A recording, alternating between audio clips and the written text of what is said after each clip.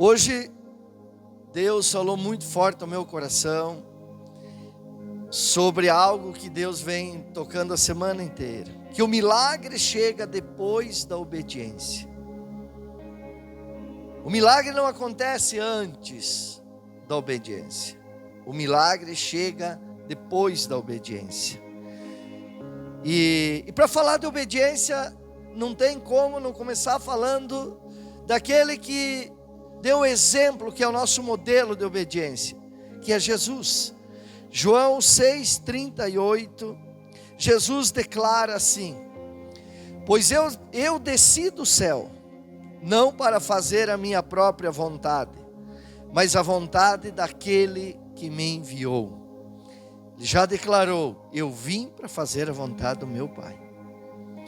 Prova disso, lá na frente, quando ele estava no Getsemane orando, antes do Calvário, em Lucas 22:42, olha o que aconteceu. Jesus orando disse: Pai, se queres, afasta de mim este cálice. Entretanto, não seja feita a minha vontade, mas o que tu desejas.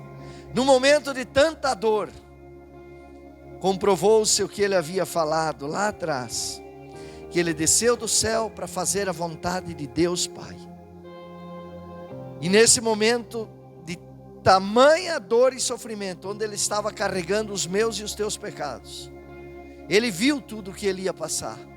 Pai, se queres, passa, mas não seja feita a minha vontade, a sua. Quantas vezes nós falhamos com Deus, queremos o milagre de Deus, mas não queremos fazer a vontade de Deus. Ah, pastor, às vezes as pessoas dizem: mas é que eu não acredito em Deus, pastor. Não muda nada, Deus existe, tanto que Ele criou você.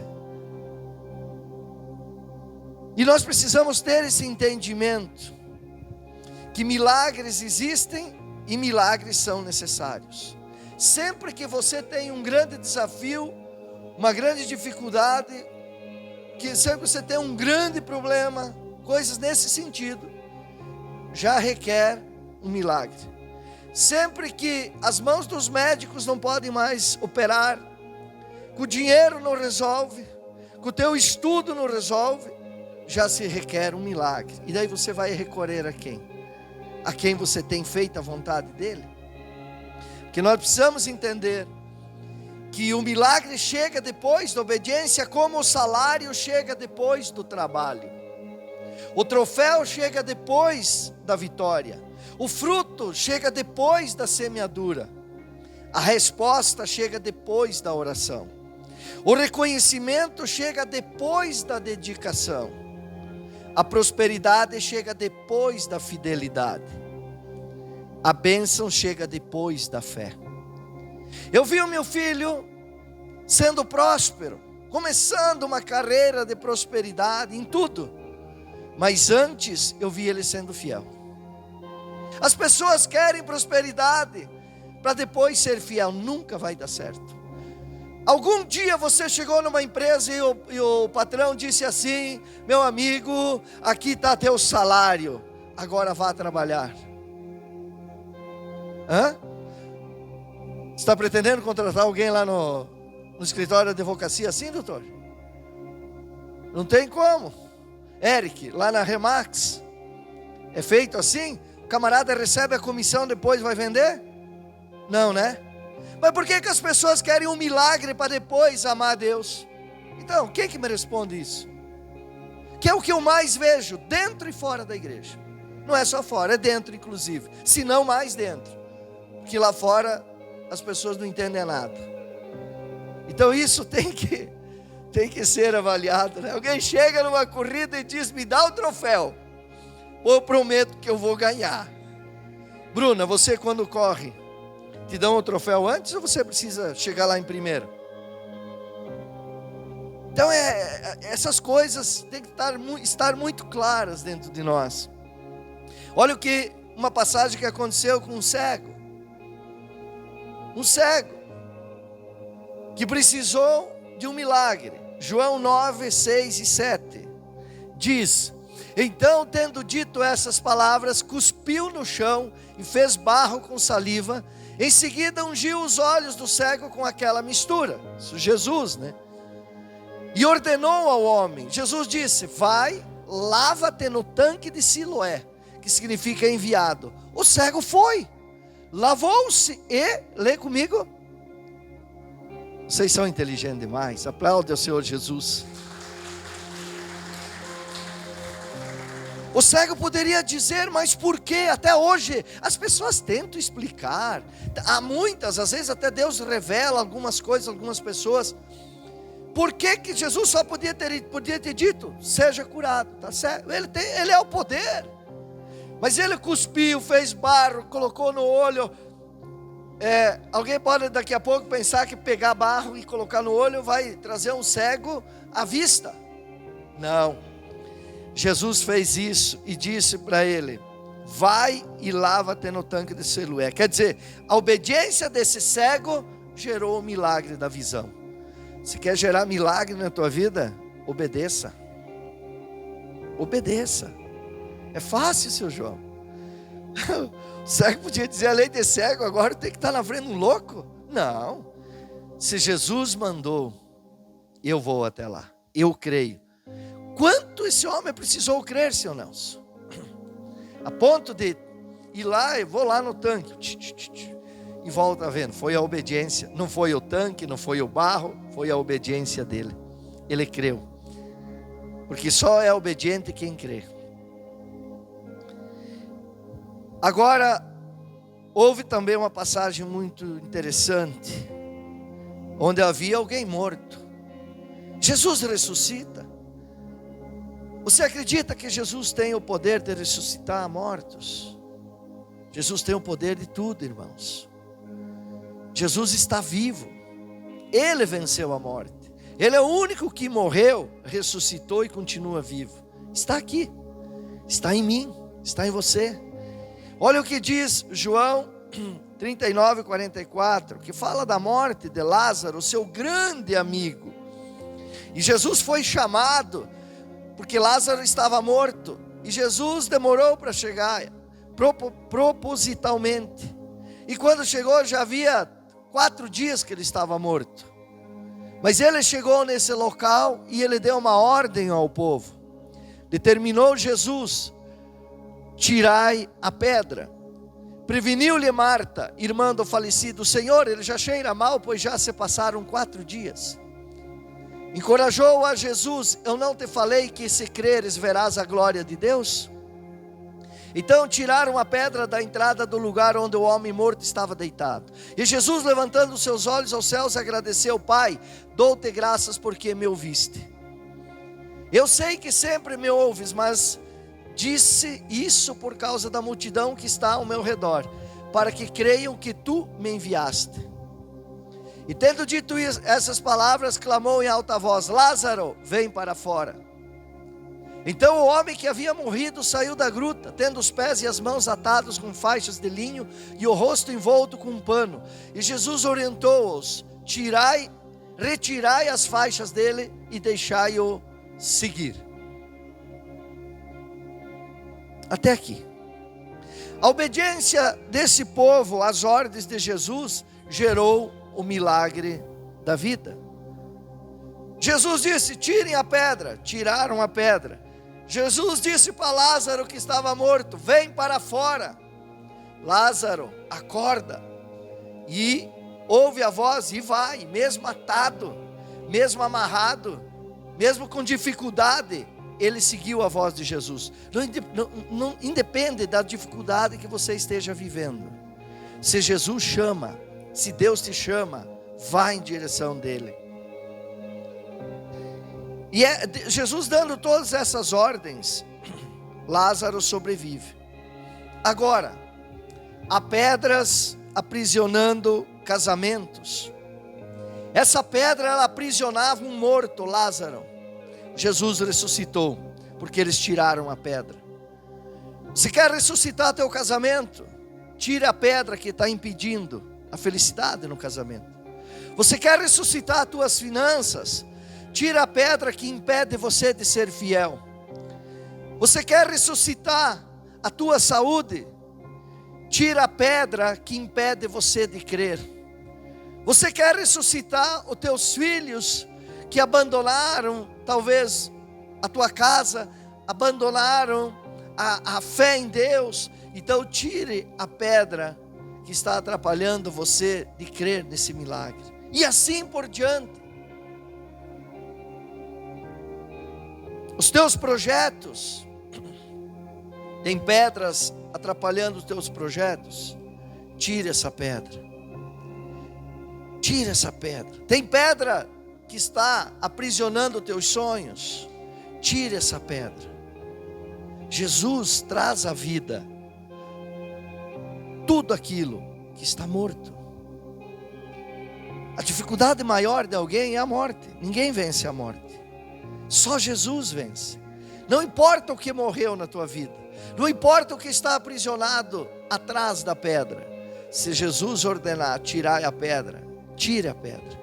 Descubra você mesmo as pedras que estão atrapalhando a sua vida. Talvez você saiba quais são. Tire-as e o milagre da vida vai acontecer. Aplauda o Senhor Jesus.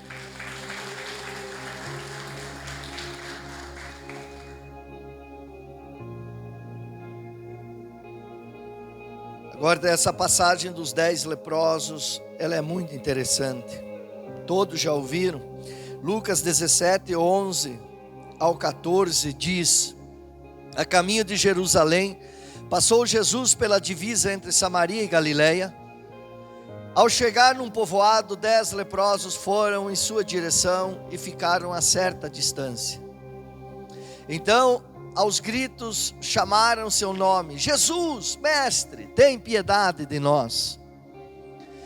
Ao vê-los, ordenou-lhes: ide e mostrai-vos aos sacerdotes. E aconteceu que enquanto eles caminhavam, foram purificados. Meu Deus, até aqui. Olha só, 10 leprosos, movidos pela dor, movidos pela morte certa que estava à sua porta. E eles vão até Jesus. E quando eles chegam próximo de Jesus, Jesus ao vê-los diz: voltem, vão, se apresentem aos sacerdotes. Eles poderiam ter dito: mas espera aí, nós viemos, seu Hélio, até Jesus, porque nos falaram que é Ele que cura, que é Ele que sara. Agora nós chegamos aqui, Ele manda nós de volta para lá, aos sacerdotes. Então é os sacerdotes que têm poder?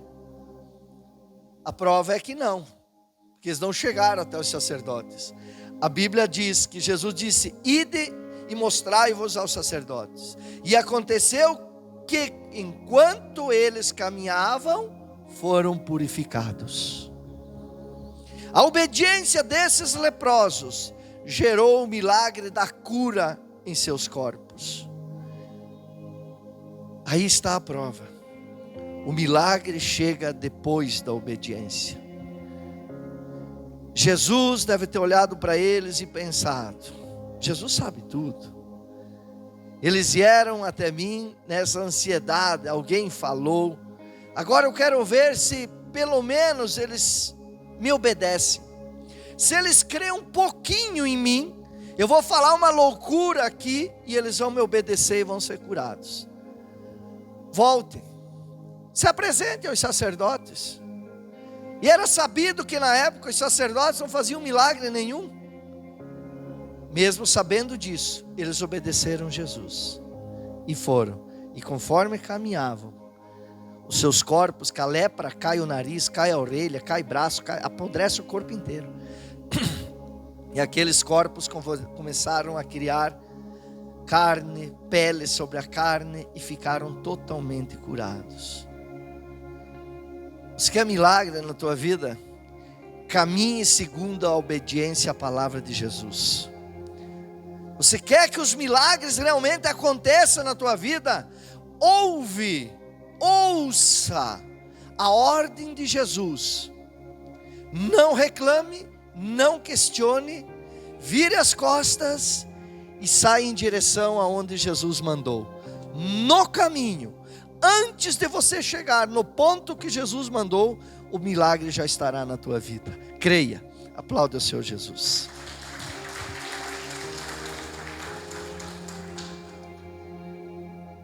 Quero falar um pouquinho de Abraão com vocês.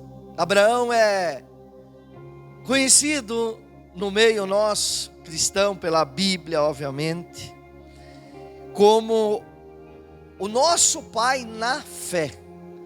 Que Abraão é um homem que viu muitos milagres na vida dele, mas ele era fiel à voz de Deus. Fiel à voz de Deus. Você quer ver milagres na tua vida? Você quer mudar de patamar? Você quer subir de nível? Você quer que a vida fique gostosa mesmo? A ponto de você dizer: meu Deus, agora eu não quero mais nem morrer.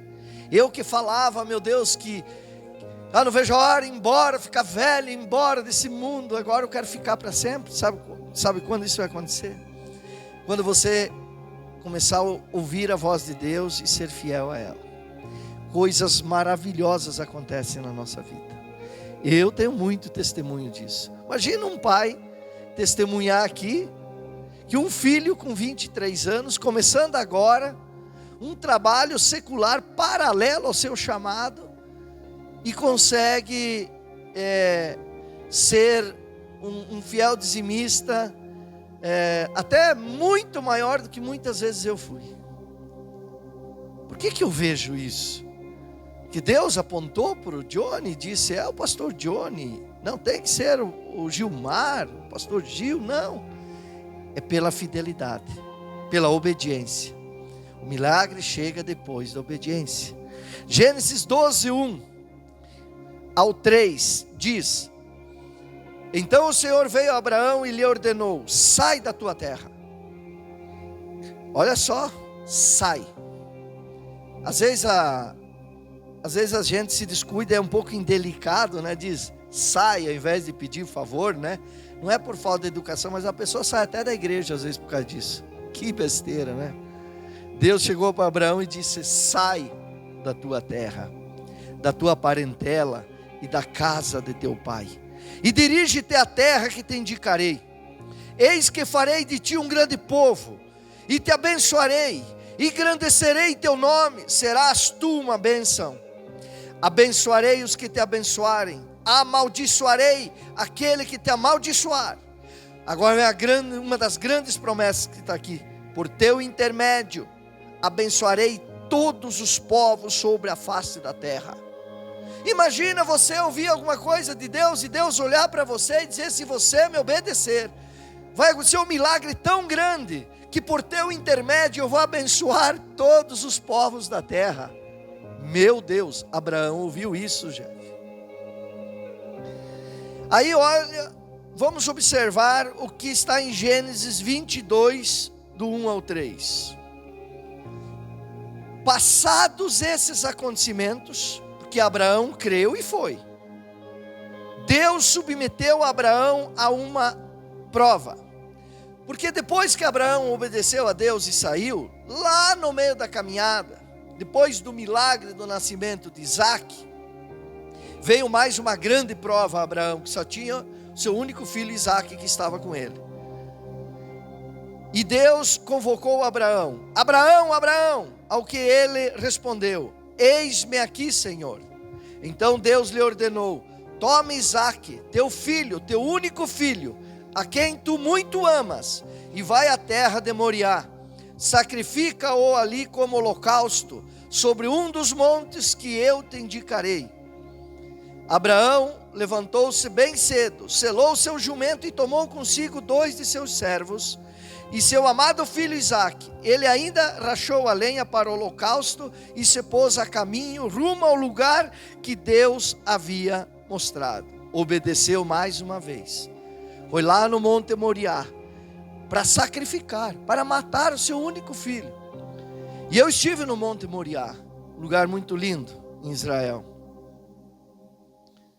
Agora, o que aconteceu em seguida? Gênesis 22, do 15 ao 18.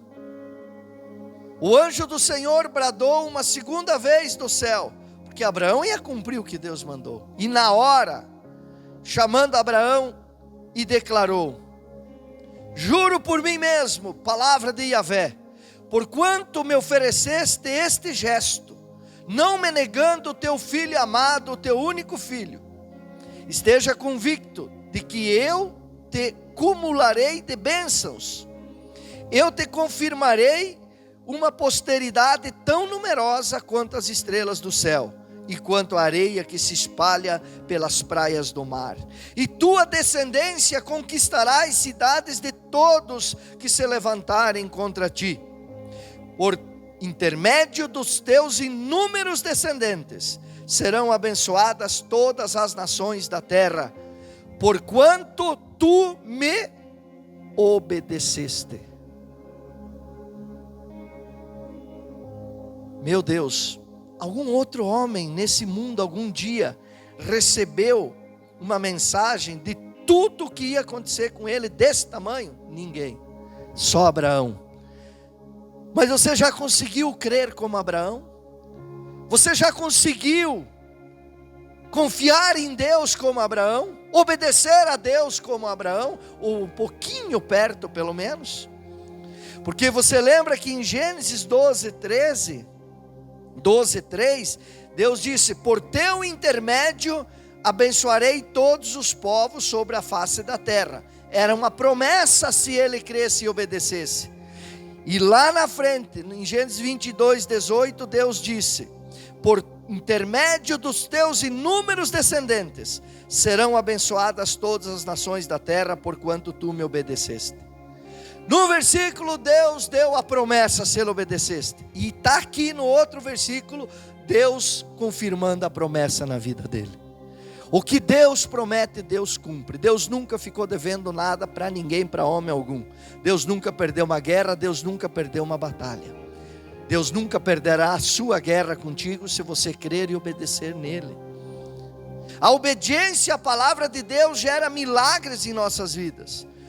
E para concluir, olha o que diz Gênesis 25, 7 e 8. Eis a duração da vida de Abraão, 175 anos.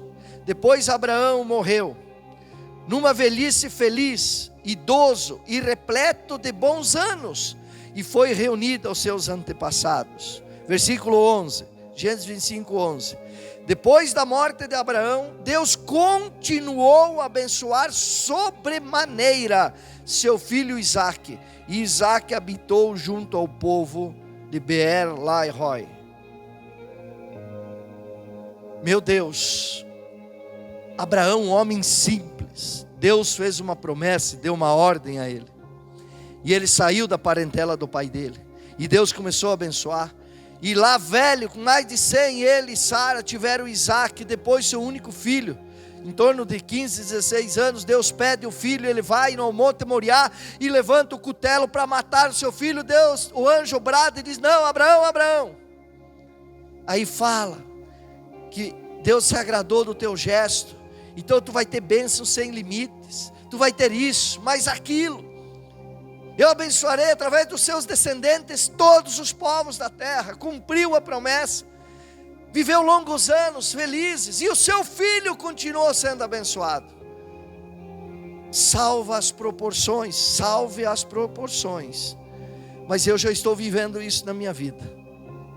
Depois que eu deixei a minha vida louca de lado e comecei a seguir a Deus aos meus 33 anos, hoje com 52, o meu filho com 23, eu já vejo toda a bênção na minha vida, eu já vejo tudo aquilo que eu tenho obedecido a Deus, eu já vejo Deus dando continuidade em bênçãos na vida do meu filho. Siga o mesmo caminho. Teu pastor é exemplo para isso, a minha família é exemplo para isso. Por isso eu posso estar sobre esse altar aqui. Você pode sair na rua, você pode fazer tua célula e ser exemplo também. Basta obedecer a Deus. Aplauda o Senhor Jesus. Deus observa a obediência como meio legal para liberar o milagre. Deus precisa de legalidade, que nós demos legalidade para Ele nos abençoar, obedecendo, sendo fiel. Como o inimigo, ele precisa de legalidade para destruir tua vida, e as pessoas dão legalidade aos montes, e aí Satanás vem e destrói a vida das pessoas. Nós temos que dar legalidade para Deus liberar o milagre sobre as nossas vidas. E eu separei aqui 4 fatores que geram a obediência. O que leva uma pessoa a ser obediente a Deus? Seguir a Jesus. Primeiro, a fé. A pessoa tem fé. Por fé, ela é obediente a Deus. Ela é obediente ao Evangelho de Jesus. Olha o que diz essa passagem de Marcos 10, do 46 ao 52. Chegaram, pois, a Jericó, quando Jesus e seus discípulos e mais uma grande multidão estavam deixando a cidade. O filho de Timeu, chamado Bartimeu, que era cego, estava sentado à beira do caminho, pedindo esmolas. Assim que ouviu que era Jesus de Nazaré, começou a gritar: Jesus, filho de Davi, tem misericórdia de mim. Muitos o advertiam severamente para que se calasse, contudo ele gritava ainda mais: Filho de Davi, tem misericórdia de mim, tem compaixão. Foi então que Jesus parou e pediu: chamai-o. E assim foram chamar o cego. Ânimo, homem, levanta-te, ele te chama. Jogando sua capa para o lado, de um só salto colocou-se em pé e foi ao encontro de Jesus. Indagou-lhe Jesus: que queres que eu te faça? Rogou-lhe o cego: Rabuni, que eu volte a enxergar. E Jesus lhe ordenou: vai em frente, a tua fé te salvou. No mesmo instante o homem recuperou a visão e passou a seguir Jesus pelo caminho. Jesus disse para ele: a tua fé te salvou. Porque ele jogou a capa de lado. Jesus chamou, ele obedeceu e veio até Jesus. E Jesus pediu para ele o que ele queria que fizesse. Como ele cria em Jesus: eu preciso ver. E Jesus disse: a tua fé te salvou. Ele voltou a ver. Então um dos fatores que geram obediência é fé. Sem fé é impossível agradar a Deus, a Bíblia diz. O outro fator que gera obediência, que leva uma pessoa a ser obediente a Deus, é o amor. Olha o que diz João 14, 23. Respondeu-lhe Jesus: se alguém me ama, obedecerá a minha palavra, e meu Pai o amará, e nós viremos até ele, e faremos nele nosso lar. Quem quer ser lar de Deus, lar de Jesus aqui? Posso dizer uma verdade para você? E preste muito bem atenção. Se alguém crer ou não crer, essa verdade ela não muda, porque ela é perene, ela é eterna. Não existe entre Deus e Satanás um outro ser. Não existe alguém dizer: eu não quero Deus e também não quero Satanás, e está sozinho. Ou você é lar de Deus, ou você é lar de Satanás. A escolha é você que faz. Por isso Jesus disse: nós faremos morada nele. Quem me ama obedecerá a minha palavra. Então esse é um outro fator que gera obediência: o amor. Só obedece a Deus, só obedece a Jesus quem ama. Um marido só obedece à mulher, ela diz: não me trai, e ele não trai, porque ele ama. A mulher a mesma coisa, diz: o meu esposo, eu amo você, e ele diz: então não me trai, e ela não trai, porque ela ama ele. As pessoas traem Deus, porque não amam Deus. Mas os que amam Deus, têm obediência à sua palavra. Está claro isso para vocês? O terceiro fator que gera obediência: a necessidade extrema gera obediência. Olha o que diz Marcos 5, do 21 ao 23. E retornando Jesus de barco para outra margem, numerosa multidão uma vez mais se formou ao seu redor, enquanto estava na praia. Foi quando chegou ali um dos dirigentes da sinagoga local, chamado Jairo. Ao ver Jesus, prostrou-se aos seus pés e lhe pediu aos prantos e com insistência: minha filha pequena está à beira da morte. Vem, impõe as tuas mãos sobre ela, para que seja curada e viva. Então Jesus foi com ela, e uma enorme multidão o acompanhava, apertando-o de todos os lados. Versículo 36. Jesus chegando na casa de Lázaro. Mas Jesus não deu atenção àquelas notícias. Por quê? Por que Jesus não deu atenção para essas notícias? Porque no caminho que eles iam indo, veio uma notícia que a filha de Jairo já estava morta. Fica aí, Jesus. A filha desse homem já morreu. Olha o que aconteceu. Mas Jesus não deu atenção àquelas notícias. E voltando-se para o dirigente da sinagoga, o encorajou. Não temas, tão somente continue crendo. Porque Jesus viu medo nele. E Jesus disse: não tenha medo, não se desespere, somente continue crendo. Por quê? Porque ele procurou Jesus, não foi por fé e nem por amor. Ele procurou Jesus, na minha concepção, por uma necessidade extrema. Por isso que quando chegou a notícia que a filha havia morrido, antes que Jairo saísse correndo e dissesse: então acabou, acabou, não há solução para a morte, esse homem poderia ter pensado.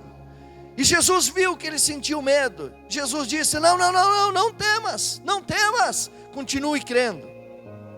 Ele obedeceu, ele continuou crendo, e o milagre chega depois da obediência. Sabe o que aconteceu no final dessa história? Jesus chegou na casa de Lázaro e a filha estava morta, mas ele ressuscitou a filha de Lázaro. O milagre chega depois da obediência. Foi por uma necessidade extrema? Foi. Mas Jesus pediu para ele: continue crendo. Última, a dor. A dor é outro fator que gera obediência. Às vezes a pessoa sente tanta dor. Muitos dizem: a pessoa vem na igreja pela dor. Não espere vir pela dor. Não espere se entregar para Jesus, tê-lo como Senhor e Salvador da sua vida pela dor. Os leprosos que nós já citamos aí, que está lá em Lucas 17, do 11 ao 14. Eles vieram pela dor, mas no meio tinha um que tinha fé, que é o primeiro fator. Eu entendo que esse um por fé levou 9 com dor. Sergê, nós estamos morrendo, nós estamos com muita dor, essa lepra está matando nós, mas eu conheço alguém, conheço Jesus. A Bíblia não fala sobre isso, mas eu acredito que isso aconteceu, porque a Bíblia diz que depois dos 10 curados, só voltou um para agradecer. Tanto que Jesus disse para esse: volte, a tua fé te salvou. Porque Jesus pediu: onde estão os outros 9? Ele não sabia, porque aqueles 9 vieram pela dor. Quando chegaram pela dor, receberam o milagre. Agora estamos bem. Onde é que está rolando a balada? Onde é que é a festa? Onde é que está derretendo o negócio? Vupt, foram para lá. Quem vem por necessidade extrema, normalmente abandona Deus. Quem vem pela dor, normalmente, não é regra, mas normalmente, passa a necessidade extrema, passa a dor, abandona Deus e volta para a velha vida. Mas quem vem por fé e amor, são os que permanecem. Agora, se alguém veio pela dor e pela necessidade extrema, não seja como esses 9 leprosos, que abandonaram a Deus. Permaneça. Permaneça. Se você permanecer caminhando com Deus, os milagres continuarão acontecendo na tua vida. Porque quando alguém abandona a Deus após um milagre, talvez vai ser uma pessoa de um único milagre.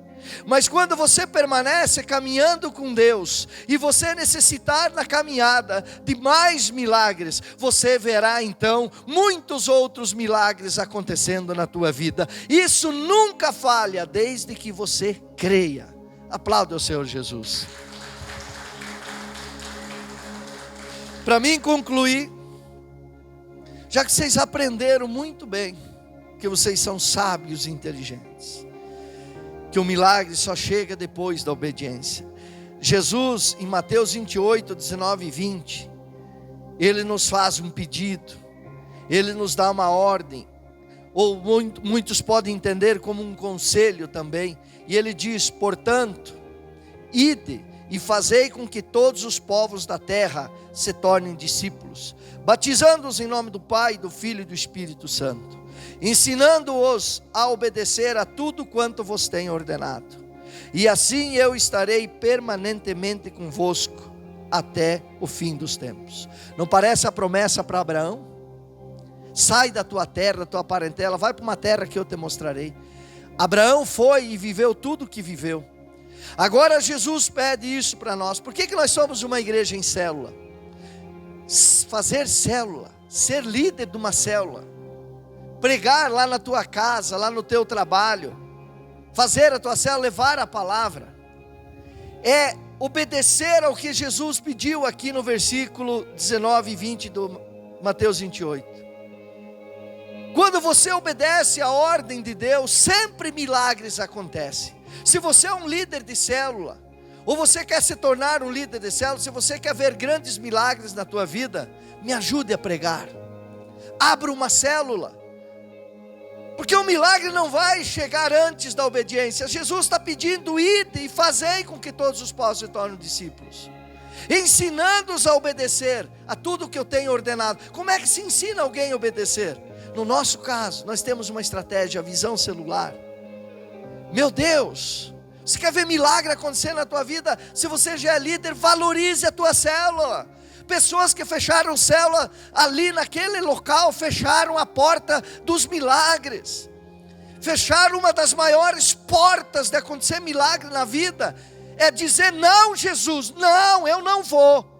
E estou fazendo célula e vou fechar minha célula, vou parar de ensinar, vou parar de mostrar às pessoas que elas têm que obedecer tudo que o Senhor tem ordenado. E também o Senhor disse que estaria comigo permanentemente até o fim dos tempos. Eu não quero. É assim quando alguém fecha uma célula. E ao contrário, quando alguém abre uma célula. Quando você diz: aqui na minha casa, aqui na minha empresa, vai ter um ponto, uma luz de Deus aqui, que é onde está uma célula. O pastor César sempre disse: é um ponto de Deus. Ide, vá, pregue, ensine, milagres vão acontecer. Foi lindo o que aconteceu para Abraão, né? Daí continuou com Isaac, de Isaac veio Jacó, de Jacó veio as 12 tribos de Israel, das tribos de Israel, lá dentro tinha a tribo onde estava Davi, e de Davi, de raiz de Davi veio Jesus, e veio a Bíblia. E nós temos hoje Jesus, temos a Bíblia, temos Israel. Tudo começou com Abraão. Se eu for pedir aí, como todo mundo quer grandes coisas na vida, né? Mas é difícil fazer grandes coisas para Deus. É difícil às vezes obedecer a palavra de Deus. Mas eu sei que vocês são inteligentes, sábios.